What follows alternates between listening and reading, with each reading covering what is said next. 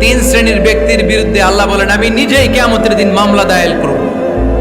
I will be against them in the day of judgment. Three categories of people I will be against them in the day of judgment. তিন শ্রেণীর লোক কিয়ামতের দিন তারা ছাড় পাবে না। আল্লাহ বলেন আমি নিজেই তাদের বিরুদ্ধে মামলা দায়ের করব। এর মধ্যে এক শ্রেণীর লোক হচ্ছে রাজুলুন ইস্তাজারা আজিরান ফাস্তাউফা মিনহু ওয়া লাম ইয়াতি আজরা।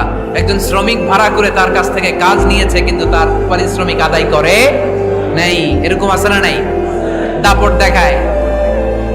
দেখায় ইউনিভার্সিটির ক্যান্টিন গুলোতে, ইউনিভার্সিটির ক্যান্টিনে যে খায় মাগার বিল দেয় না, এরকম টাকায় দাসরা নাই। চায়ের দোকানে চা খায় আগে পরে দিমু বিল দেয় না, আছে না নাই?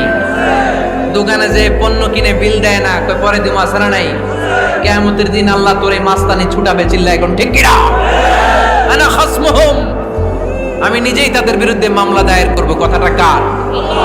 এজন্য বিশ্বনবী বললেন খবরদার, মেহনতি মানুষ, খেটে খাওয়া মানুষ, এদের দোয়া কবুল হয়ে যায়। আতুল আজিরা আজরাহু ক্বাবলা আন ইয়াজিফা আরাকুহু। খবরদার, বিশ্বনবী বললেন শ্রমিকের ঘাম শুকিয়ে যাওয়ার আগে তাদের পারিশ্রমিক মিটিয়ে দাও। বিশ্বনবীর বিখ্যাত হাদিস, আতুল আজিরা আজরাহু ক্বাবলা আন ইয়াজিফা আরাকুহু। শ্রমিকের ঘাম মাটিতে লাগার আগে, শুকিয়ে যাওয়ার আগে তাদের পারিশ্রমিক মিটিয়ে দাও। কেননা তারা যদি বদদোয়া করে তোমার জীবনকে জাহান্নাম বানিয়ে দিবে কে?